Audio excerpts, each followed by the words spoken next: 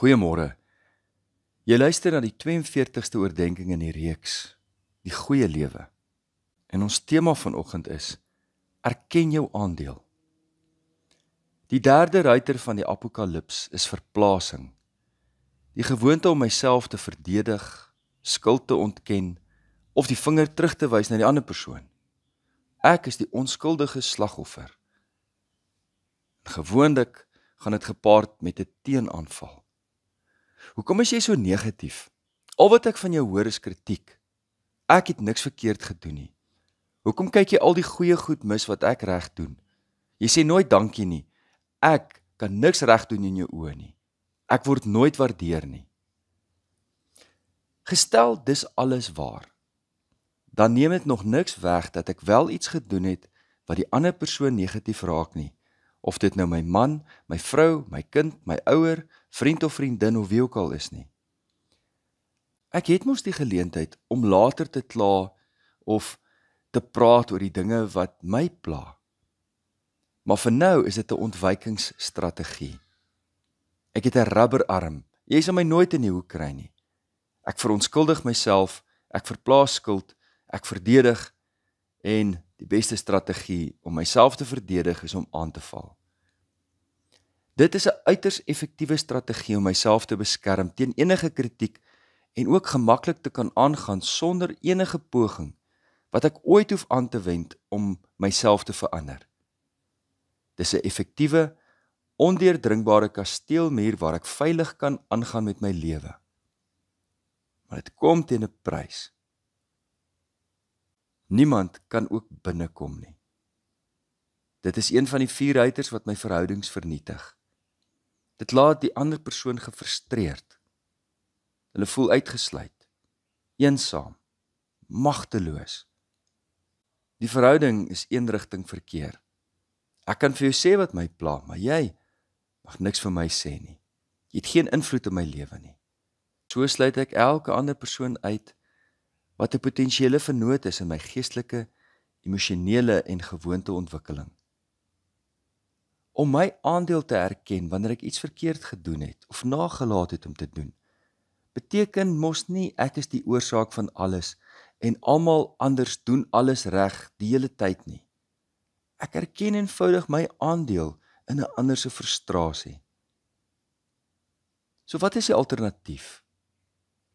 Wat is 'n beter manier om iemand wat vir my daarop wys dat ek iets verkeerd doen, of iets wat hulle frustreer, of iets wat ek moontlik op 'n ander manier kan doen, hoe kan ek dit op 'n beter manier hanteer wanneer hulle met my praat? Miskien het hulle aanvallerig geklink wanneer hulle begin praat het. Sê dan, oor ekskuus, jy's nou baie aanvallerig, kan jy dit op 'n manier sê wat dit vir my makliker maak om te luister? Of, ek wil graag luister wat jy sê, kan jy net jou stemtoon 'n bietjie afbring? Ek wil graag hoor wat jou pla. En dan luister ek met die doel om te verstaan. Daar's goeie gronde hiervoor, want in Jakobus 1 vers 19 lees ons, dat ons gou moet wees om te luister, stadig om te praat, en stadig om kwaad te word. Spreuke het reeds ons geleer, dat wanneer ons 'n sagte antwoord gee, keer dit die woede weg. 'n Krenkende woord laat woede ontvlam. Wees oop vir selfondersoek. Ek sal geensins minder van 'n mens wees indien ek oop is vir my lewensmaat se versoeke om my gedrag te verander nie. As ek verkeerd was, kan ek mos net my aandeel erken en sê, ek is jammer, ek sal moeite doen om dit reg te maak. Hier is dit belangrik om die 4 ruiters in toom te hou, want almal van hulle kom partykeer in 'n sirkel teenwoordig. Dit begin met 'n verontskuldiging. Dan moet die ander persoon harder praat. Dan loop dit uit op sterker kritiek of selfs veragting. En dan keer die persoon die ander die rug en so word die siklus van konflik net versterk. Ek sal later in die reeks praat oor die voorspelbaarheid van konflik wat binne die eerste paar sekondes van kommunikasie die res van die verhouding gaan bepaal. Ek kan net my eie gedrag beïnvloed. En net ek kan in beheer bly van hoe ek praat. Dus maak ek die keuse om versigtig te wees om die ander persoon nie persoonlik aan te val nie, wat weer lei tot verplasing of terugbeskuldigings nie. En wanneer die ander persoon hard praat, het ek die verantwoordelikheid om te sê, ek wil graag luister. Kan jy so 'n klein bietjie sagter praat of rustiger raak?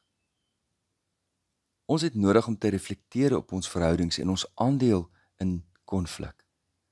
Albei partye het die verantwoordelikheid om kommunikasie te bedink en eintlik saam ooreen te kom dat ons, wanneer ons sal praat oor potensieel plofbare temas, dit in 'n atmosfeer sal doen van rustigheid, van kalmte, van sagmoedigheid en respek. Dalk is ek heeltemal verkeerd. Maar ek wonder of daar vanoggend mense hierna luister wat haastig van persoonlikheid is. Wat sê, weet jy wat, ek is 'n reguit mens. Hierdie klink daarom vir my na baie moeite. Om so selfondersoek te doen, om na te dink oor my woorde en hoe dit nou 'n ander persoon gaan raak, wat ek in 'n geval nie kan voorsien noodwendig nie. En dan nog uiteindelik te wil sê wat ek wil sê. Dit klink heeltemal te kompleks en te lankdradig. Ek sê wat ek wil sê en basta met die res. Meneer, mevrou, oom, tannie, as dit jy is vanmôre, dan wil ek sê, dan moet jy konsekwent wees. Dis dan baie moeite om jou bakkie of jou kar te was met 'n sagte spons, die regte karseep en lopende water. Vat sommer die staalwol en skrob die ding. Dis baie vinniger en meer effektief. Al die modder, voeltjie mis en boomgom kom se muur af. En nou praat ek met ons almal en ek wil hê ons met elkeen met onsself nou kliphard hier praat en in die spieël gaan kyk en sê, ons doen moeite met baie dinge in die lewe.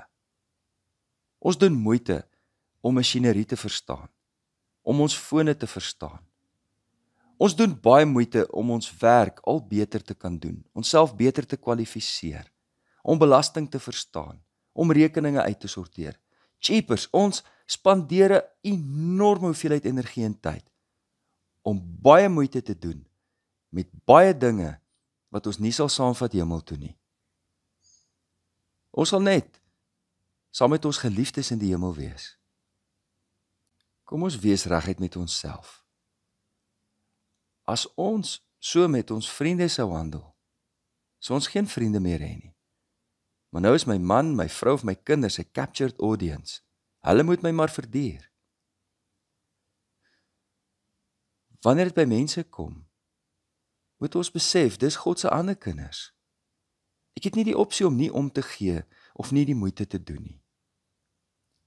So kan ons nie maak nie, geliefdes. Die feit dat ek 'n kind van die Here is, laat my my knieë buig voor die Allerhoogste. My skuld erken, want ek ondersoek myself. Ons het almal nodig om te verander en te bly verander tot die dag dat die Here ons kom haal. Kom ons bid nou saam en ons vra dat die Here ons hiermee sal help. Hemelse Vader, ons vra dat U ons sal vul met U Heilige Gees. Dat ons die vrug van die Heilige Gees in ons lewens sal bly beoefen. Liefde, blydskap, vrede, geduld, vriendelikheid, goedheid, getrouheid, sagmoedigheid en selfbeheersing. Ek weet dat ek aan U Seun, Christus Jesus, behoort.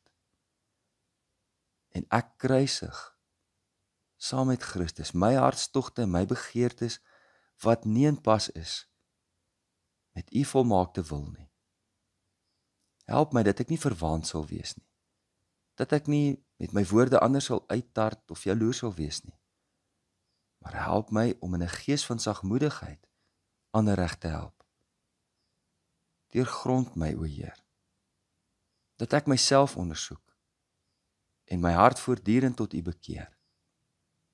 Dit bid ek in Jesus naam. Amen. Liefde en 'n geseënde dag vir elkeen.